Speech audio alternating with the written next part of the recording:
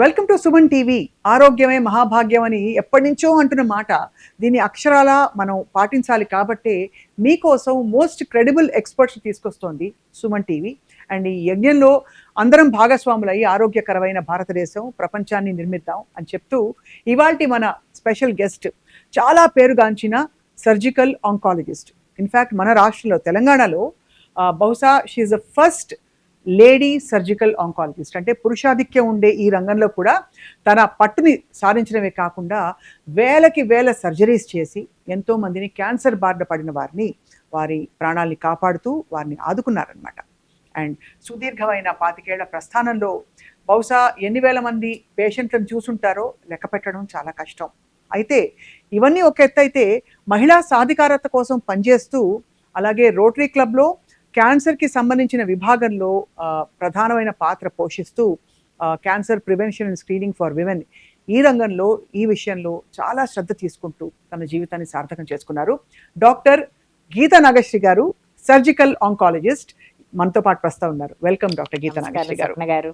Very happy, honour to have you here. Ma'am, thank you అండి. మీరు first మహిళ surgical ఆంకాలజీలో. అసలు సర్జికల్ ఆంకాలజీ పురుషుల ఫీల్డ్ అని ఎందుకు అయిపోయింది అలాగా? అసలు అంటే యూజువల్గా ఆ రోజుల్లో అంటే కొంచెం మేము ఎంబీబీఎస్ కొంచెం ముందు జనరేషన్లో కూడా ఎక్కువ సర్జికల్ బ్రాంచెస్ ఎక్కువ మేల్ డామినేటెడ్ బ్రాంచెసే ఉండేయండి. మేల్ డామినేటెడ్గా ఉండేది. ఎందుకంటే ఎక్కువ మహిళలు, దాంట్లో ఎక్కువ మహిళలు ఏంటంటే గైనిక్ ఇవే తీసుకునేవాళ్ళు. అది ఏంటంటే తర్వాత ఇప్పుడు ఈ జనరేషన్లో బాగా అంటే 30% ఉమెన్ ఇది ఉంది. దానివల్ల కూడా సర్జికల్ బ్రాంచెస్లో ఎక్కువ ఉమెన్ వెళ్తున్నారు. ఇప్పుడు బాగా ఉన్నారు ఉమెన్. మెన్ కన్నా కూడా ఉమెన్ ఎక్కువ ఉన్నారు ఇప్పుడు ఈ జనరేషన్, ఇప్పుడు ప్రస్తుతం. బట్ ఆ రోజుల్లో మహిళలు సర్జికల్ ఫీల్డ్లో చాలా తక్కువ మంది ఉండేవాళ్ళు. Right. And especially surgical oncology ఇలాంటి బ్రాంచెస్లో చాలా తక్కువ మంది ఉన్నారు. ఏళ్ళతో లెక్క పెట్టుకోవచ్చు. మీరు తీసుకున్నప్పుడు మ్యామ్ మీరు ఏమైనా సవాళ్ళు ఎదుర్కొన్నారా మీ ప్రయాణంలో మొత్తంగా? చాలా అండి, చాలా ఫేస్ చేసాం. ఇట్ ఈస్ నాట్ ఏ పూలబాట ఏం కాదు అది. ఎందుకంటే it is like A breaking A glass ceiling only. ఎందుకంటే అప్పుడు వరకు ఎందుకంటే మహిళా క్యాన్సర్స్ ఎక్కువ అండి. 50% మహిళా క్యాన్సర్స్ ఉంటాయి. బ్రెస్ట్ క్యాన్సర్ అవనివ్వండి, గైనకలాజికల్ క్యాన్సర్స్ అవనివ్వండి. ఒక మహిళ సమర్థవంతంగా చేస్తుందంటే తన్నే ప్రిఫర్ చేస్తారు. అప్పటి వరకు మేలు ఉన్నారు కాబట్టి అది తట్టుకోవటం కూడా కొంచెం కష్టం. అంటే అది మనమేమీ తప్పని పడటానికి లేదు. అవును. బట్ ఇప్పటికి చాలా మంది వస్తున్నారు కాబట్టి టాలరెన్స్ ఎక్కువ ఉంటుంది అనమాట. ఫస్ట్ ఇనీషియల్ గా ఎవరైనా ఇనీషియల్ గా ఫస్ట్ అనే వాళ్ళు ఫేస్ చేసి వచ్చిన వాళ్ళే కదండి. తర్వాత వాళ్ళకి మిగతా వచ్చిన భావితరాల వాళ్ళకి ఈజీ అవుతుంది అప్ప. అయితే ఈ ఆంకాలజీలోకి రావడం అన్నది, సర్జికల్ ఆంకాలజీలో స్పెషలీ మీకేమైనా కాలింగా అండి? అంటే మీరు ఎవరినైనా చూసి బాధపడి నేను కూడా ఒక క్యాన్సర్ కి సంబంధించిన వైద్యానికి కృషి చేయాలనుకున్నారా? అంటే అట్లా కాదండి. నేను పీజీ జిప్మర్ లో చేశానండి. Pondicherry Jawaharlal institute of medical education and research, JIPMER అని ప్రతిష్టాత్మకమైన ఇన్స్టిట్యూట్, అందరికి తెలిసిన ఇన్స్టిట్యూట్. అక్కడ చేసినప్పుడు అదేంటంటే అది ఆ రోజుల్లో సూపర్ స్పెషలైజేషన్ ఏం పెద్ద ఉండేది కాదు. స్పెషాలిటీ పీజీకి సంబంధించిన బ్రాంచెస్ ఎక్కువ ఉండేవి. కానీ దాంట్లోని ఇప్పుడు గైనిక్ ఆంకాలజీ, సర్జికల్ అంటే surgical breast oncology, GI oncology అని వాళ్ళు చూసేవాళ్ళు. అంటే ఇట్లా సర్జికల్ ఆంకాలజీ అలా ఫీల్డ్స్ ఆ రోజుల్లో ఉండేవి కావు అక్కడ. సో ఇప్పుడు వచ్చినాయి. కానీ అప్పుడు ఏంటంటే ఈ పీజీలోనే మేము ఇవన్నీ చూసేవాళ్ళం అనమాట. చూసినప్పుడు అది పైగా అది ఫ్రీ ట్రీట్మెంట్ ఇన్స్టిట్యూట్. 4 స్టేట్లలో నుంచి వచ్చేవాళ్ళు. అటు ఆంధ్రప్రదేశ్ నుంచి, ఇటు అదే తమిళనాడు నుంచి, కర్ణాటక నుంచి, అన్ని చోట్ల నుంచి వచ్చేవాళ్ళు పేషెంట్స్. పాండిచేరి యూనియన్ టెరిటరీ నుంచి. కాబట్టి చాలా కేసెస్ ఉండేవి. అండ్ అది ఛాలెంజింగ్గా ఉండేవి. అంటే ఎక్కువగా పువర్ పేషెంట్స్ కదా, అలా ఎస్పెషలీ సర్వైకల్ క్యాన్సర్లు, అది యంగ్ ఉమెన్, ఆ totally preventable cancer. Cervical cancer అనేది ప్యాప్స్మియర్ అనేది చేస్తే ఒక 10 ఏళ్ల పాటు ప్రీ క్యాన్సరస్ స్టేజ్ ఉంటుంది. అలాంటిది మన దేశంలో ప్రతి 8 నిమిషాలకు ఒక స్త్రీని కోల్పోతున్నాం ఆ క్యాన్సర్తో. ఆ వస్తాం కూడా 3rd స్టేజ్ 4th స్టేజ్లో వచ్చి వెరీ యంగ్ పీపుల్ అనమాట. అంటే ఫ్యామిలీస్ యంగ్ అనమాట. పిల్లలు 7 ఏళ్ళు 10 ఏళ్ళు అట్లా ఉంటారు వాళ్ళకి పిల్లలు. 30s అండ్ ఎర్లీ 40sలో ఉన్న వాళ్ళు దాని బారిన పడి చనిపోతున్నారు. సో అవన్నీ కొంచెం ఛాలెంజింగ్ గా అనిపించేది. అందుకని I'm interested in oncology field. Later అప్పుడు ఏంటంటే ఇంకా పెద్ద ఎక్కువ ఆంకాలజీలో సూపర్ స్పెషలైజేషన్ సీట్స్ కూడా అన్ని లేవు. జస్ట్ వర్క్ చేసి నేను అక్కడ నుంచి చాలా చోట్ల హై వాల్యూమ్ సెంటర్స్ లో చేశానండి ఇనిషియల్ స్టేజెస్ లో. అంటే ఎక్కువ సర్జరీస్ ఉండేవా? హై వాల్యూమ్ సెంటర్స్ లో all regional cancer, first regional cancer centre Thiruvananthapuram త్రివేంద్రంలో చేశాను. ఎందుకంటే అప్పుడు మా హస్బెండ్ శ్రీ చిత్రాలో చేసేవాళ్ళు, అందుకని పక్కనే ఇన్స్టిట్యూట్ అనమాట ఆర్సిసి త్రివేంద్రంలో, దాంట్లో చేశాను. తర్వాత ఇక్కడికి వచ్చాక ఎంఎన్జే క్యాన్సర్ హాస్పిటల్లో చేశాను, తర్వాత బసవతారకంలో చేశాను, తర్వాత మళ్ళీ కిద్వాయిలో చేశాను. ఇవన్నీ దేశంలో మొత్తం హై వాల్యూమ్ సెంటర్స్లో ఇనీషియల్ డేస్లో చేస్తాం మూలంగా చాలా వరకు అంటే హై వాల్యూమ్ సెంటర్ ఎక్స్పీరియన్స్ కూడా బాగా వస్తుందండి. రైట్. తర్వాత ఎంసీహెచ్ అన్ని చేసాకంటే అప్పుడు అన్ని సీట్స్ లేవు, but I was working always in surgical oncology only. I'm already consultant. But ఆ తర్వాత డిగ్రీ ఈజ్ వెరీ ఇంపార్టెంట్ అని అనుకొని ఇది రాస్తే ఎంట్రన్స్ సీట్ వచ్చింది, మళ్ళీ వెళ్ళి చేసి మళ్ళీ వచ్చాను 3 years. పట్టువదలని గీతా నాగేశ్వరి గారు, చాలా బాగుందండి మీ ప్రయాణం. చాలా సార్థకంగా, ఐ థింక్ ఫుల్ఫిల్లింగ్ గా ఉంటుంది మీకు. చాలా అండి. అండ్ మోస్ట్ క్రిటికల్ కేసు ఏం సాల్వ్ చేశారు గీత గారు మీరు? బికాస్ ఆబ్వియస్లీ అంటే ప్రతి కేసు క్రిటికల్ అయిండొచ్చు, బట్ ప్రాణాంతకంగా మారిన కేసుని మీరు సాల్వ్ చేసిన ఒక ఉదంతం డాక్టర్ గీతా అంటే నాగేశ్వరి గారు. ఎవ్రీడే చేస్తానే ఉంటామండి అలాంటి. ఎందుకంటే ఆల్ పేషెంట్స్, క్యాన్సర్ పేషెంట్స్ అందరూ కీమోథెరపీ తీసుకొని, ఇప్పుడు కూడా ఒక పేషెంట్ ఉంది ఛాలెంజింగ్గా లాట్ ఆఫ్ కీమోథెరపీ తీసుకొని తర్వాత సర్జరీ చేసి, ఒవేరియన్ క్యాన్సర్ పేషెంట్, తర్వాత సర్జరీ అయిపోయాక మంచిగా డిశ్చార్జ్ చేసి మళ్ళీ బోన్ మ్యారో సప్రెషన్ ఉంది, అన్ని కీమోథెరపీ ఏజ్ ఉంది, ఏజ్ వలన ఒక్కోసారి బోన్ మ్యారో సప్రెషన్స్ వస్తాయి, మళ్ళీ కౌంట్స్ అన్ని తగ్గిపోయి ఇన్ఫెక్షన్ వచ్చి అన్నీ బయటికి తీసుకురావాలంటే ప్రతి క్షణం కూడా మనం జాగ్రత్తగా చూసుకుంటూ ఎవ్రీథింగ్ కరెక్ట్ చేస్తే తప్ప వాళ్ళు బయటికి రారండి. ప్రతి రోజు కూడా ఛాలెంజింగే మాకు. ఎందుకంటే ఈ పేషెంట్స్ అందరూ ఎస్పెషలీ ఏజ్ ఉంటుంది పేషెంట్స్కి, క్యాన్సర్ పేషెంట్స్కి, బికాజ్ ఓల్డ్ అయిన కొద్ది క్యాన్సర్ ఇన్సిడెన్స్ ఎక్కువ ఉంటుంది.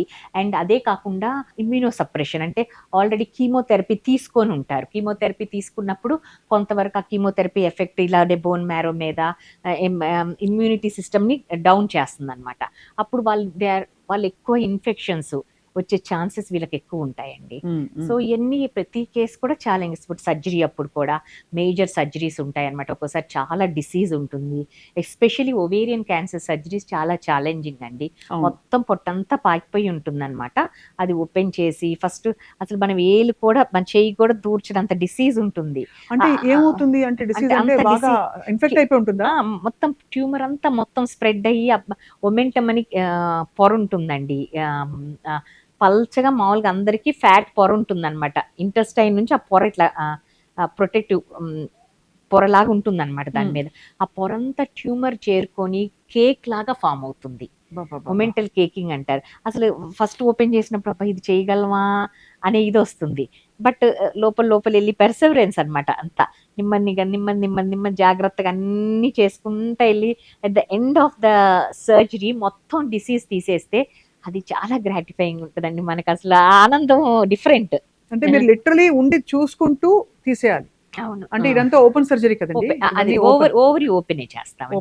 మిగతాయి మినిమల్ ఇన్వేసివ్ చేస్తాము, లాప్రోస్కోపీ, రోబోటిక్ మిగతాయి చేస్తాము, కానీ ఓవరీ క్యాన్సర్స్ ఇవన్నీ ఓపెన్ చేస్తాము. అది చాలా. అయితే మరి ఇలాంటి కేసులు బోర్డు చేస్తుంటారు. చేస్తుంటాం. మీ మోస్ట్ అంటే బ్యూటిఫుల్ మెమరీ మీరు కాపాడి వాళ్ళని చాలా బాగుండి ఎప్పటికో అంటే పేషెంట్ వచ్చి కలుస్తూ ఉంటారు కదా, అలాంటి బ్యూటిఫుల్ మెమరీ అంటే ఫస్ట్ టైము హైపెక్ చేసినప్పుడు అండి, ఒక 7 ఏళ్ల సాఫ్ట్వేర్ ఇంజనీర్ అమ్మాయి క్యాన్సర్. అంటే అమ్మాయికి అప్పుడు కాదు, అది second time. First time US లో she was working in US, Boston లో. అమ్మాయి అక్కడ బోస్టన్ లో మన హార్వర్డ్ వాళ్ళ సెంటర్ ఉంటుందండి, అది డానా ఫాబర్. అక్కడికి వెళ్ళినప్పుడు అక్కడే వాళ్ళు 9 months 1 year లైఫ్ స్పాన్ అనే చెప్పారంట. చెప్పినప్పుడు ఇంకా ఎందుకని అమ్మాయి ఇండియా వచ్చింది. అప్పుడు అంతకన్నా ముందు 10 years, ఇప్పుడు నేను అది చేసుకో 10 years ఎక్కువ అయిందండి, 10 years అయింది. అప్పుడు అతను ఇక్కడ సీనియర్ ఆంకాలజిస్ట్ ఆర్వి రావు గారి దగ్గరికి వెళ్ళింది. తను సార్ చేసి కీమో ఇచ్చి అప్పుడు ఏదో సర్జరీ చేసి అప్పుడు బాగానే ఉంది. 9 years తర్వాత మళ్ళీ సివియర్ రికరెన్స్ మొత్తం వచ్చేసిందండి. వచ్చినప్పుడు అది మళ్ళీ చేసి సూడోమిక్సోమా పెరిటనై అంటారు, అంటే జెల్ లాగా ఫామ్ అవుతుంది. అబ్డామిన్ అంతా ఇలా బేసిన్ జెల్ ఎత్తిపోయాల్సి వస్తుంది. అలా ఉంటుంది, అబ్డామిన్ అంతా జెల్లీ ఉంటుంది కదా, అలా ఫామ్ అవుతుంది అనమాట. ఓ క్యాన్సర్ వల్ల పెరిటోనియల్ సర్ఫేసెస్ అన్ని. సో అదంతా వాళ్ళకి అబ్డోమెన్ పెరుగుతుందండి సైజు. డిస్టింక్షన్ ఉంటుంది. దాని వలన అంటే ఇంటెస్టైన్ మధ్యలో అంతా ఇరుక్కుపోయి సరిగా తినలేకపోవటం ఇవన్నీ జరుగుతాయి. వీళ్ళందరికీ ఏ సిమ్టమ్స్ తో అసలు క్యాన్సర్ కోసం వెళ్తారు వాళ్ళు టెస్టింగ్ కోసం? అంటే టెస్టింగ్ ఏ సిమ్టమ్స్ అంటే సటిల్, అంటే అందరికీ ఒక సిమ్టమ్స్ ఉన్నాయి. కొంతమందికి కొంచెం తినగానే ఫుల్ గా ఉంటాము, కొంతమందికి అరగకపోవటము, అజీర్ణంగా ఉంటాము, కొంతమందికి అబ్డామినల్ పెయిన్ ఉంటాము, కొంతమందికి మలమూత్ర విసర్జనలో తేడాగా ఉంటాము. ఇవి చూసి డాక్టర్ దగ్గరికి రీసెర్చ్ కోసం వెళ్తే మామూలుగా ఏదైనా చిన్న అల్ట్రాసౌండ్స్ ఏమైనా చేస్తే అప్పుడు బయటపడుతున్నాయి అన్నమాట ఈ సిమ్టమ్స్. చాలా భయానకం. సో అది హైపెక్ అని, దానికి సర్జరీయే కాకుండా మొత్తం తీసేసిన తర్వాత హైపెక్ అని చేయాలి. ఒక మెషిన్ ఉంటుంది, కీమోథెరపీ ఒక 41 degrees హీట్ చేసి లోపల సర్క్యులేట్ చేస్తాం అనమాట. అది చాలా, అంటే ఫస్ట్ టైం చేసినప్పుడు ఇంత డిసీజ్ చేసి, అంటే actually surgery it self is very morbid surgery అనమాట. అంటే చాలా సర్జరీకే చాలా రిస్క్ ఉంటుంది సర్జరీ ఇట్ సెల్ఫ్ అంత తీసినప్పుడు. అండ్ దానికి తోడు ఈ కీమోథెరపీ కూడా, ఇంకా టైమ్ ఆఫ్ సర్జరీ కూడా 8 నుంచి 10 గంటలు ఈజీగా పడుతుందండి. ఇది తీస్తాము, ఈ డిసీజ్ నెమ్మదిగా మొత్తం క్లీన్ చేస్తాము, ఆ తర్వాత ఆ మెషిన్ పెడతాం. ఆ మెషిన్ ఆన్ లోపలే కీమోథెరపీ సర్క్యులేషన్ టైమే 90 minutes ఉంటుంది. అది పెడతాము, తీస్తాము, దాన్ని వాష్ ఇస్తాము, ఇవన్నీ కూడా 2-3 hours అక్కడే అయిపోతుంది. సో అంత prolong surgery it self is challenging surgery. And దానికి తోడు మళ్ళీ కీమోథెరపీ ఇంట్రాపరేటివ్ పీరియడ్లో ఇస్తాము. ఇవన్నీ కొంచెం రిస్క్ అను, పేషెంట్ జాగ్రత్తగా, ఇంకా పోస్ట్ ఆప్ బాగా జాగ్రత్తగా తీసుకొని పేషెంట్ని బయటికి తీసుకురావాలి. సో అది ఫస్ట్ టైం చేసినప్పుడు అది నాకు చాలా ఛాలెంజింగ్ అనిపించింది. ఇప్పుడు 10 years అయిపోయింది. ఇప్పుడు ఎక్కడికన్నా షీ లైక్స్ దట్. అంటే ఎప్పుడైనా అవేర్నెస్ ప్రోగ్రామ్ నన్ను పిలవండి మేడం అంటే, చాలాసార్లు అవేర్నెస్ ప్రోగ్రామ్ చేసినప్పుడు తను టాక్స్ కూడా ఇచ్చిందండి. చాలా వర్కింగ్ సాఫ్ట్వేర్ ఇంజనీర్, ఇప్పుడు వర్క్ చేస్తుంది. అమేజింగ్ అండి. డాక్టర్ గీతా నాగేశ్వరి గారు, అందరికీ ఒక అత్యాశ, లాంగ్ లైఫ్ ఉండాలని. సో 100 ఏళ్ళు లాంగ్ లైఫ్ ఉండాలంటే మీరు కనుగొన్నది ఏంటి మీ మెడికల్ ప్రాక్టీస్ లో చూస్తున్న పరిస్థితుల్లో? లాంగ్ లైఫ్ ఉండాలంటే ఒకటండి, హెల్దీ లైఫ్ స్టైల్ మెయింటైన్ చేస్తాం. హెల్దీ లైఫ్ స్టైల్ అంటే ఏంటి అని అడుగుతారో, అది యాక్చువల్లీ డైట్కి వస్తే బ్యాలెన్స్డ్ డైట్. అంటే ఇది తినకూడదు అది తినకూడదు అంటం కన్నా కూడా everything in moderation is good అండి. అతిగా తినకుండా కొంచెం ఇది తినకూడదు, ఐస్ క్రీమే తినకూడదు, ఈ స్వీట్సే తినకూడదు, అలా కూడా కాదు, కొంచెం తినొచ్చు, ఎక్కువ తినకూడదు. అది మోడరేషన్. అండ్ ఎక్కువగా పండ్లు కూరగాయలతో కూడిన ఆహారం, ఫ్రూట్స్ అండ్ వెజిటబుల్స్ అని మనం చెప్తాం. ఓకేనండి. ఈ మధ్యకాలంలో మా ప్రేక్షకులందరూ అడుగుతున్న question, Suman TV viewers, fruits తింటే షుగర్స్ కదా, ఫ్రక్టోస్ కదా, డైరెక్ట్ గా కన్వర్ట్ అయిపోతుంది. అంటే షుగర్స్ అంటే కొన్ని అంటే డయాబెటీస్ ఉన్న వాళ్ళు కొన్ని ఫ్రూట్స్ జాగ్రత్తగా తినాలండి. డయాబెటీస్ ఉన్న వాళ్ళు, కిడ్నీ డిసీజెస్ ఉన్న వాళ్ళు, పొటాషియం కూడా ఉంటాయి కదా ఎక్కువ ఫ్రూట్స్ లో, కొంచెం పొటాషియము, కొంతమంది రీనల్ డిసీజెస్ ఉన్న వాళ్ళకి పొటాషియం ఎక్కువయ్యే అవకాశం ఉంటుంది. సో అలా ఉన్న వాళ్ళు కొంచెం ఏ ఫ్రూట్లో ఏది ఉంటుందో కొంచెం చూసుకొని తినాలి. అదర్వైజ్ ఫ్రూట్స్ మంచిదండి తినడానికి. అండ్ కూరగాయలు, అన్ని రకాల కూరగాయలు మంచిది. అలా నాన్ వెజ్ తినకూడదని కాదు, మోడరేషన్లో తినొచ్చు. యాక్చువల్లీ మన ఇండియన్ కల్చర్ తీసుకుంటే అది ఫాలో అయితే ఇంకా ఏమీ అవసరం లేదండి. మనం age old grand mass kitchen అంటాం కదా, వాళ్ళు ఆ రోజుల్లోనే ఎంత అద్భుతంగా ఏది మంచిది, మనకి ఏది మంచిది కాదు అని, నాన్ వెజ్ ఎవ్రీడే ఉండేది కాదు. నేను అడగబోతున్నాను, ఆ రోజుల్లోనండి సండే నాన్ వెజ్ అని ఉన్నట్టు చెప్పారు. నేను I grow up vegetarian completely. So but తినే వాళ్ళని అడిగితే చెప్పేవారు. ఇప్పుడు అంటే ఏదో అందరూ రోజు తింటే అలా అలవాటు అయిపోయింది. కానీ అప్పుడు వారానికి ఒకరోజు, అంటే ఎవ్రీథింగ్ ఇన్ మోడరేషన్. వారానికి ఒకరోజు నాన్ వెజ్ తినమనే వాళ్ళు, నాన్ వెజ్ వారానికి ఒకరోజు చేసేవాళ్ళు. మిగతా టైపు మంచి వెజిటేబుల్స్, ఫ్రూట్స్ ఆహారం ఉండేది. అండ్ అదర్వైజ్ ఆల్సో అన్ని కూరల్లో స్పైసెస్ కానీ అన్ని దే ఆర్ వెరీ గుడ్ అండి. Lot of spices contains antioxidants. And especially మనం అసలు మాకు ఆంకాలజీ సంబంధించి ఒక బుక్ ఉంటుంది, బైబుల్ లాగా, డివిటా అని. దాంట్లోనే ప్రిస్క్రైబ్ చేశారు వన్ థింగ్ విచ్ హ్యాస్ అదే ఈ క్యాన్సర్ది అరకట్టే లక్షణం ఉన్న ఒకటి ఏంటంటే కర్క్యూమిన్ అని ఇచ్చారు. Curcumin is part of our food for age old కదండి. పసుపు లేకుండా మనం ఏమీ వండుకోము. సో ఆ తర్వాత ఇలా ఇలా సైంటిఫిక్ గా వచ్చిన తర్వాత వెస్టర్న్ లో ఈ కర్క్యూమిన్ టాబ్లెట్స్ తయారు చేసి అవి తింటాం మొదలు పెట్టారు. ఇమ్యూనిటీ బాగా పెంచుతుందండి. అండ్ మన దగ్గర మనకు అసలు it is part of our food. అది లేదు పసుపు లేనిది ఏమి వండుకోము మనము. సో అట్లా అట్లా మన మన ఫుడ్ అంతా చాలా సైంటిఫిక్ బేసిస్ మీద ఉంటుందండి. కానీ ఇప్పుడు ఏంటంటే ఇప్పుడు పిల్లలు ఏంటి ఈ జనరేషన్ అవి నచ్చక ఫాస్ట్ ఫుడ్స్కి వెళ్తాము.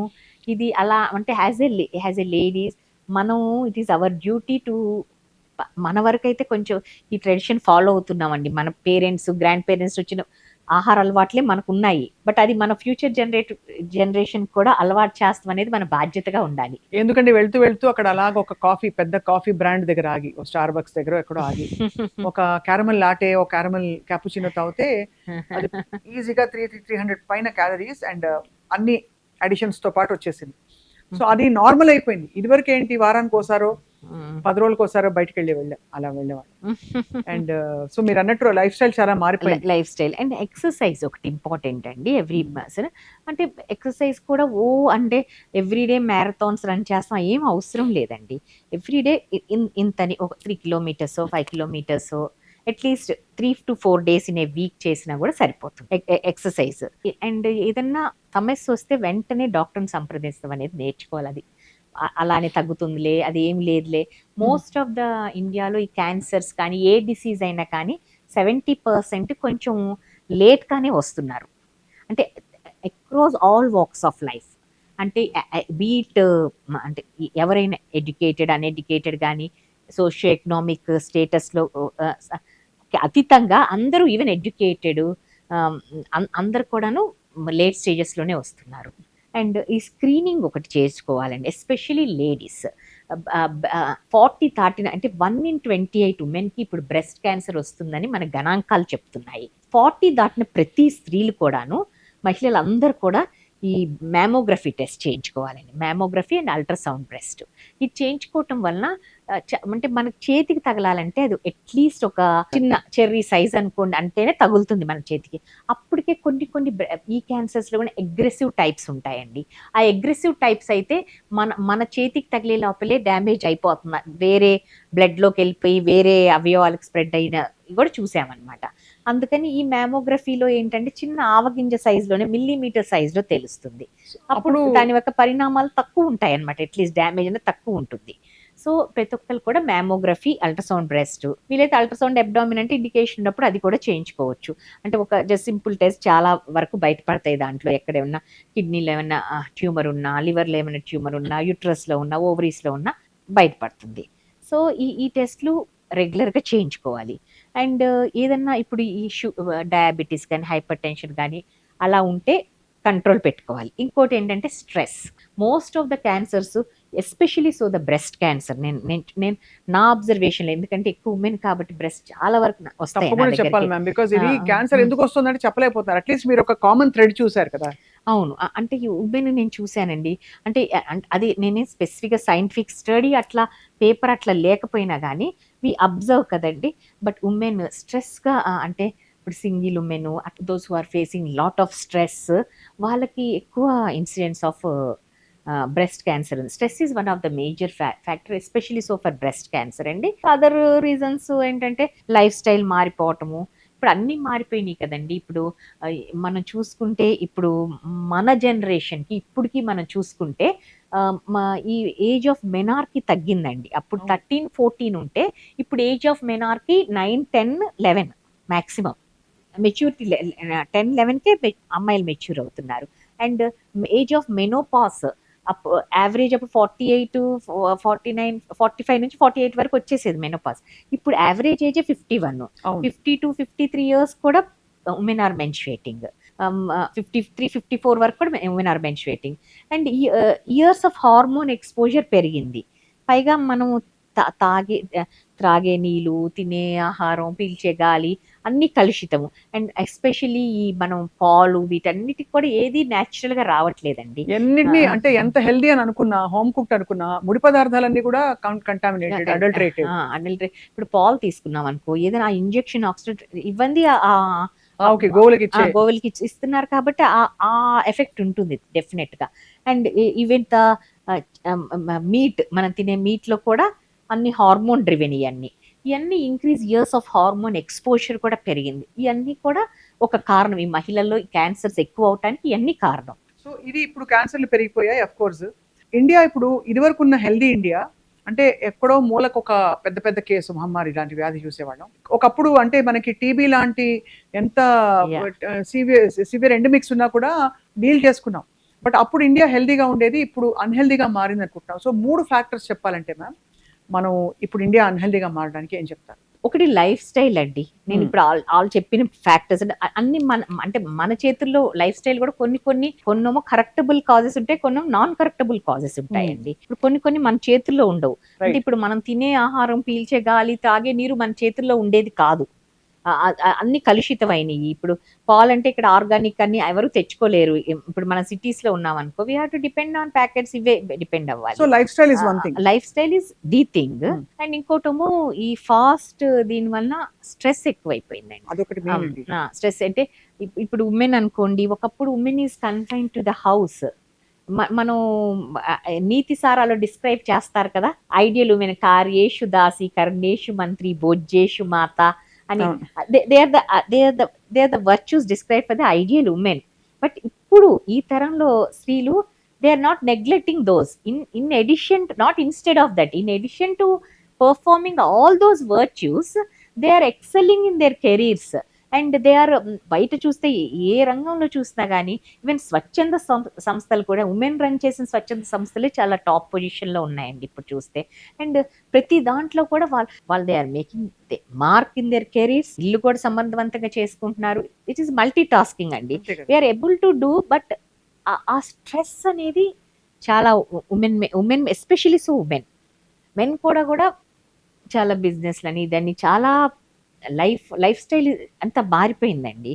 సో అదొక కారణం. Stress is big reason. So lifestyle stress కాకుండా ఏజ్, మన లైఫ్ ఎక్స్పెక్టెన్సీ కూడా పెరిగింది, స్పాన్ పెరిగింది కాబట్టి as you grow old, all these heart attacks కానీ, క్యాన్సర్స్ కానీ ఎక్కువ ఎంకన్నా ఓల్డ్ లోనే వస్తాయి కదా.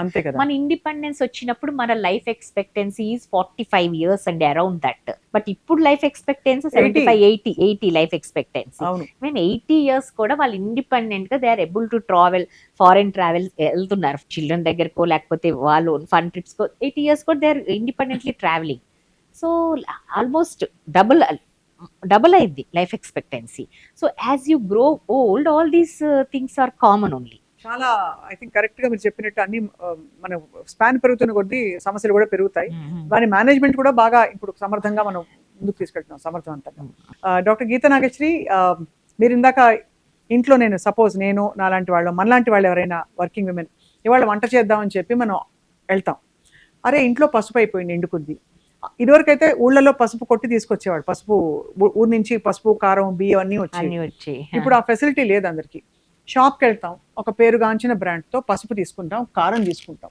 నేను ఈ బ్రాండ్ చూపించట్లేదు, బట్ టిపికలీ వీటిలో, మీరు ఆంకాలజిస్ట్ కాబట్టి, వీటిలో ఏంటంటే మనకి కల్తీ ఫుడ్ కలర్ ఒకటి, రెండోది అవి ప్రిజర్వ్ అవ్వడానికి లెడ్ కలుపుతున్నారు అని చెప్పి చాలా మనం వింటూ ఉంటాం. So tell us about this ma'am, దీని ప్రభావం ఎలా ఉంటుంది? ఇక్కడ రోజు వాడతాం పసుపు, మనం కారం కూడా రోజు వాడతాం. పసుపులో కూడా curcumin content is very important అండి. మన ఇక్కడ గ్రో అయిన దానికన్నా కూడా మాకు నార్త్ ఈస్ట్ నుంచి పంపుతారు. నార్త్ ఈస్ట్ లో ఉన్న ఆ పసుపులో కర్క్యూమిన్ కంటెంట్ చాలా ఎక్కువ ఉంటుంది.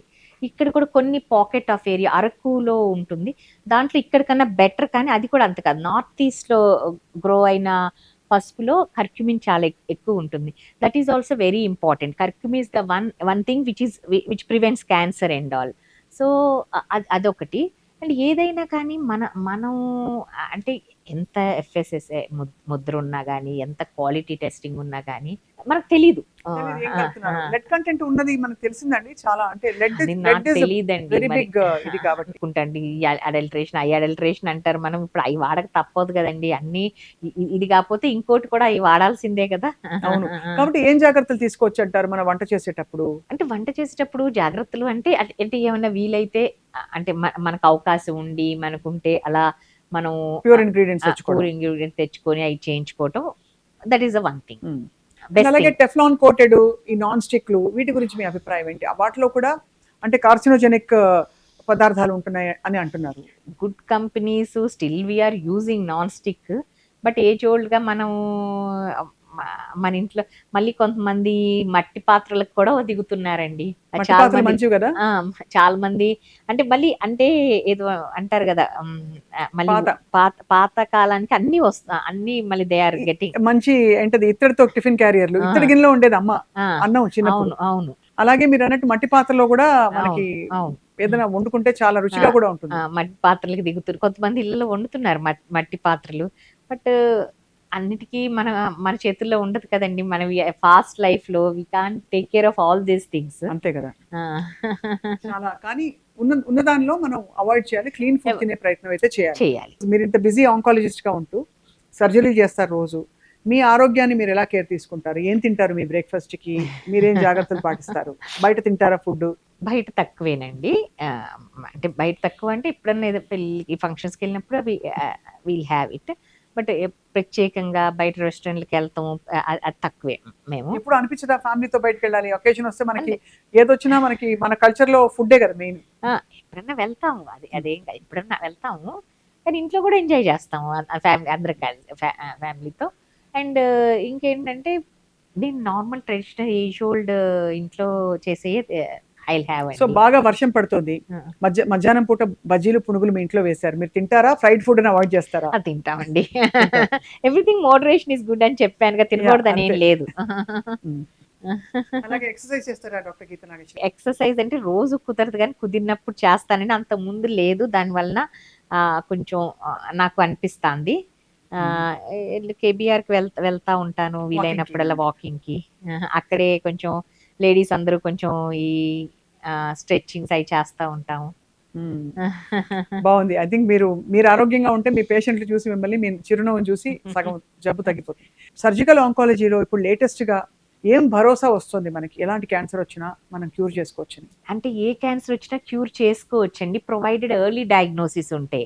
ఏంటంటే ఇప్పటికి ఈ క్యాన్సర్ రీసెర్చ్ మీద కానీ అమెరికాలో వీటి రోజుకి అంటే నెలకి ఒక కొత్త మాలిక్యూల్ వస్తాయండి. మన నోర్లు కూడా తిరగ మ్యాప్స్ అని మిప్స్ అని వస్తూ ఉంటాయి అన్నమాట. We can't even remember. అట్లా నెలకి ఒక్కొక్క మాలిక్యూల్ వస్తుంది. అంటే అది ఒక మాలిక్యూల్ మార్కెట్లోకి రావాలంటే ఎంత రీసెర్చ్ చేశాక వస్తుందో, దానికి ఎంత స్పెండ్ చేయాలో, అంటే billions and trillions of dollars spend చేస్తున్నారు క్యాన్సర్ రీసెర్చ్లో. ఎంత స్పెండ్ చేసినా, ఎంత అత్యాధునికమైన ట్రీట్మెంట్ ఉన్నా కానీ, చికిత్స ఉన్నా కానీ, key to success, key to long term survival, key to cure in cancer is only early diagnosis. Early diagnosis. ఇప్పుడు cancer all surgeries early diagnosis ఉంటే డెఫినెట్గా క్యూర్ రేట్స్ ఎక్కువ ఉంటాయండి. మరి ఇంకొక ఫ్యాక్టర్ ఏంటంటే క్యాన్సర్లో tumour biology is the king అండి. Tumour biology very very aggressive ఉంటే మనం ఏమీ చేయలేం, ఎంత చేయలేం క్యాన్సర్ని. ఎంత కీమోథెరపీ ఇచ్చినా, ఎంత ఇచ్చినా కానీ biology is aggressive, we can't do anything.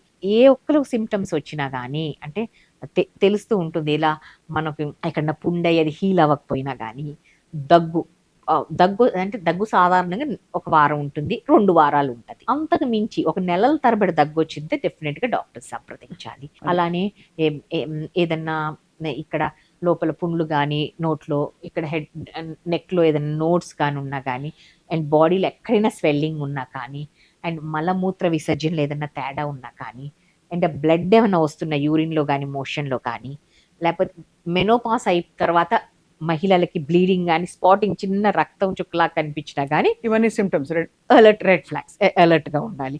అలా ఏదైనా కొంచెం తినగానే పొట్ట ఫుల్గా ఉండటం కానీ, అజీర్ణంగా ఉండటం కానీ, పొట్ట ఉబ్బరంగా ఉండటం కానీ, పొట్ట ఉబ్బిపోవటం కానీ, ఇలాంటి సిమ్టమ్స్ ఎలాంటివి ఉన్నా కానీ వెంటనే డాక్టర్ని సంప్రదించాలి. అలానే రొమ్ములో గడ్డలు కానీ, కణితలు కానీ, చెనుమోల్లో చాలా మందికి సడన్ ఇచ్చింగ్ విపరీతంగా వస్తుంది బ్రెస్ట్ లో.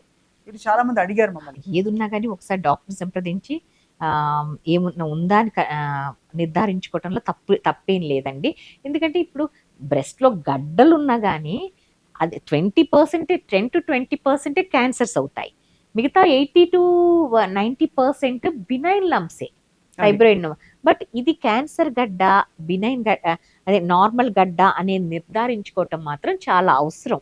సో అయితే మీరు ఇచ్చిన పాయింటర్స్ ఫుడ్లో మనం పాటించే moderation and positive mind set ఉంటే మాత్రం 100% I think unfortunately cancer diagnose అయినా కానీ ఇప్పుడు చికిత్స చేసేటప్పుడు ఎవరైతే ఏ పేషెంట్ అయితే పాజిటివ్ మైండ్ సెట్లో ఉంటారో, ఇది ఇది నన్ను ఏం చేస్తుంది, నన్ను ఏం చేయలేదు, I can fight it out అని అనుకుంటారో వాళ్ళు డెఫినెట్లీ ఈ క్యాన్సర్ మీద డెఫినెట్గా వాళ్ళు జయించగలరు. చాలా బాగుంది. నేను అదే ఏం చేస్తారనమాట ఈ క్యాన్సర్ అని వినగానే, especially so the young women, అంటే దోస్ ఫ్యామిలీస్ ఆర్ యంగ్ ఉంటారు కదండి, పిల్లలు అప్పుడే డిగ్రీలు, టీనేజ్ పిల్లలు, అబౌట్ జస్ట్ అడల్ట్ లోకి ఎంటర్ అవటం, జస్ట్ డిగ్రీస్ అలా కంప్లీట్ అవుతాం, లైక్ ఇంటర్మీడియట్లో ఉంటాం, అలా ఏజ్లో వచ్చినప్పుడు మదర్స్కి డెఫినెట్గా అంటే తనకి క్యాన్సర్ అనగానే భయము, తనకేమన్నా అయితే ఫ్యామిలీ తనకన్నా కూడా ఫ్యామిలీ ఏమైపోతుందో, పిల్లలు ఏమైపోతారో అని ఆందోళన, అది సహజం ఎవరికైనా కానీ. దానివల్ల చాలా డిప్రెషన్కి వెళ్తారు. సో వీళ్ళ కౌన్సిలింగ్ అనేది very important. More than treatment, first council చేశాక నేను ట్రీట్ చేస్తాను. ఎందుకంటే చాలా వరకు మేము కౌన్సిల్ చేసి, ఒక్కొక్కసారి మేము కౌన్సిల్ చేస్తాం కన్నా కూడా కొంతవరకు కన్విన్స్ అవుతారు. ఆల్రెడీ అదే జబ్బులో బారిన పడి చికిత్స పొంది దాన్ని జయించి నార్మల్ లైఫ్ లీడ్ చేసే వాళ్ళు కొంతమంది నెంబర్స్ పేషెంట్స్ కొంతమంది కౌన్సిలింగ్ రెడీగా ఉంటారు, వేరే వాళ్ళని కౌన్సిలింగ్ చేస్తాను. అలాంటి సమయంలో ఒకసారి వీళ్ళతో మాట్లాడండి, వీళ్ళు చాలా బాగా చెప్తారు మీకు, వీళ్ళు కూడా ఇలానే అప్పుడు ఫస్ట్ ఫేస్ చేశారు, ఇప్పుడు అంతా చాలా నార్మల్ లైఫ్ లీడ్ చేస్తున్నారు, they are doing jobs, they are doing businesses, భరోసా. అలా వాళ్ళు మాట్లాడినప్పుడు చాలా రిలీఫ్గా ఫీల్ అవుతారండి. పేషెంట్ సపోర్ట్ గ్రూప్ అంటాం కదా, అట్లా.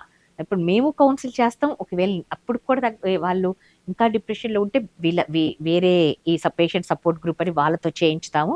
ఆ తర్వాత కొంతవరకు అంటే ఏ న్యూస్ అయినా విన్నప్పుడు ఫస్ట్ ఇది ఉంటాయి కదా ఈ స్టెప్స్, డినయల్ ఉంటుంది. అంటారు డాక్టర్ అది నా రిపోర్ట్ కాదోమో డాక్టర్ గారు, నాకు అలా రాదు, అలా అని నాకెందుకు వస్తుంది, తర్వాత యాంగ్రీ అనమాట, నాకెందుకు వస్తుంది డాక్టర్ గారు, పక్కన వాళ్ళు రోజుకి ఇన్ని పెట్టెలు స్మోకింగ్ చేస్తారు, అవి చేస్తారు, ఈ చేస్తారు, ఆల్కహాల్ తీసుకుంటారు, నేను టీటోటలర్ని, చాలా మంచి లైఫ్ స్టైల్ మెయింటైన్ చేస్తాను, యోగా చేస్తాను, ఎక్సర్సైజ్ చేస్తాను, వెజిటేరియన్, నాన్ వెజ్ కూడా తిన్ను, నాకెందుకు వచ్చింది అనే ఇదిలో ఉంటారు, యాంగర్లో ఉంటారు. తర్వాత డినయల్, యాంగర్, తర్వాత బార్గెనింగ్కి వస్తారు, తర్వాత యాక్సెప్టెన్స్ ఉంటుంది. వన్స్ దే యాక్సెప్ట్ దిస్, వాళ్ళని అప్పుడు కొంచెం పాజిటివ్ మైండ్ సెట్లోకి తీసుకెళ్తే డెఫినెట్గా ఈ ట్రీట్మెంట్ ప్రాసెస్ కానీ ఇది జర్నీ కదండి, ఒక్కరోజు. ఇప్పుడు కార్డియాక్ సర్జరీ అనుకోండి, ఒక రోజు వారం రోజులో ఒక డెఫినెట్ పీరియడ్, ఇది అట్లా కాదు కదా, మనము రిలాప్స్ కాకూడదు. మళ్ళీ సర్జరీ అయిన తర్వాత కీమోథెరపీ ఒక 6 నెలల పాటు ఉంటుంది మామూలు అందరి పేషెంట్స్కి.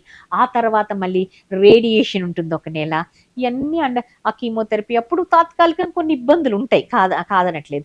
కానీ కీమోథెరపీ అంటేనే అంటే ఏంటంటే మన దేశంలో ఏంటంటే ఒకరికి వచ్చింది అంటే అందరూ సలహాలు ఇస్తారు.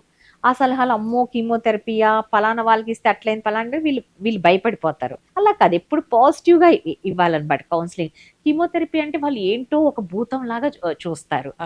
అది అంటే సర్జరీకైనా యాక్సెప్టెన్స్ ఉంటుంది, కానీ కీమో అనేసరికి చాలా మంది అంటే మనకి గతంలో విన్నవి జుట్టు ఊడిపోవడము ఇలాంటివన్నీ విని దాని సైడ్ ఎఫెక్ట్స్ జుట్టు ఊడిపోవటం ఏముందమ్మా, మళ్ళీ థిక్గా వస్తుంది, ఎంతమంది తిరుపతి వెళ్ళి గుండు చేయించుకుంటే మళ్ళీ ఒత్తుగా వస్తుంది కదా, అలానే వస్తుంది. ఒక ఫ్యూ మంత్స్ అసలు మీరు స్టాప్ చేసిన ఎమ్మటే ఫ్యూ మంత్స్లో వచ్చేస్తుంది హెయిర్, మీరు బాగుంటే చాలు, hair is not a issue అంటే ఇంటారు. అప్పుడు వాళ్ళకి అర్థమవుతుందండి. మిగతా అన్ని సైడ్ ఎఫెక్ట్స్ కానీ అన్ని ఇప్పుడు సైడ్ ఎఫెక్ట్స్ కూడా ఎదుర్కోవటానికి, వామిటింగ్స్ ఇవన్నీ ఎదుర్కోవటానికి మంచి మెడిసిన్స్ వచ్చినాయి. అన్ని డెఫినెట్గా అందరూ మానిటర్ చేస్తూ ఉంటాం కదా ప్రతిదీ, అందుకని అలా కొంచెం కౌన్సిల్ చేస్తే అప్పుడు దీనికి వస్తారు. టు ద ఎక్స్టెంట్ ఏంటంటే కీమోథెరపీ ఇస్తాం అనగానే వాళ్ళు భయపడిపోయి, ఎవరు భయపడిపోయి అసలు పొటెన్షియలీ క్యూరబుల్ అంటే వాళ్ళు ఎర్లీ స్టేజ్గా మా దగ్గరకు వచ్చినా కానీ వీటి వల్ల డిలే చేస్తాం. ఆల్టర్నేటివ్ మెడిసిన్స్ ఉంటాయి కదా, ఆల్టర్నేటివ్ మెడిసిన్స్ వాళ్ళు కూడా మీకు తగ్గిపోతుంది అని చివరి వరకు పెట్టి, అసలు చాలా మంది ఒకళ్ళిద్దరు చాలా మంది పొటెన్షియల్లీ క్యూరబుల్ ఎర్లీగా మా దగ్గరకు వచ్చి, తర్వాత వచ్చినప్పుడు అసలు మొత్తం స్ప్రెడ్ అయ్యి మొత్తం ట్యూమర్ అంతా బ్రెస్ట్ ఎస్పెషల్లీ బ్రెస్ట్ అంతా ట్యూమర్తో ఫిల్ అయిపోయి ఆ స్టేజ్లో వచ్చారు. అంటే ఏం చేస్తున్నాం, ఇలా ఎందుకు వచ్చారంటే ఆల్టర్నేటివ్ ట్రీట్మెంట్ తీసుకున్నాం, ఇంకా తగ్గిపోతుంది అంటున్నారు. ఇంకా మాకు ఇప్పుడు ఇంత వచ్చిన తర్వాత మాకే అనుమానం వచ్చామంటారు. అప్పుడు పొటెన్షియల్లీ క్యూరబుల్ డిలే చేస్తున్నారు. డిలే చేస్తారు, అప్పుడు ఇన్క్యూరబుల్ అయిపోతుంది. సో మొత్తం మీద బట్ ఐ థింక్ మీరు అన్నట్టు advancements and correct medical care తో అవును, cancer is very curable these days. Curable అండి. Early detection is the key. Early detection is the key to success in cancer. So doctor Geetha Nageswari గారు, ఎప్పటికప్పుడు మిమ్మల్ని మేము పలకరిస్తూ ఉంటాం with your permission. Thank you అండి. క్యాన్సర్ కి సంబంధించి క్రెడిబుల్ ఇన్ఫర్మేషన్ సుమన్ టీవీలో అందించడానికి, నాట్ జస్ట్ అబౌట్ క్యాన్సర్, మన లైఫ్ స్టైల్లో అన్ని వ్యాధులు ఇప్పుడు ముడిపడిపోయి బేస్ లైన్ ఇన్సులిన్ రెసిస్టెన్స్ నుంచి, డయాబెటీస్ నుంచి, సిండ్రోమిక్స్ అని, హైపర్ టెన్షన్ అని, ఇంకా రకరకాల కండిషన్స్ వస్తున్నాయి. అన్నిటి గురించి ఎప్పటికప్పుడు సుమన్ టీవీ వ్యూవర్స్ కి బెస్ట్ ఎక్స్పర్ట్స్ తీసుకొచ్చి మీకు మేము ఇన్ఫర్మేషన్ అందిస్తాం. మనందరం అప్రమత్తం అవుదాం, ఆరోగ్యాన్ని కాపాడుకుందాం. Thank you very much. Thank you Swapna గారు.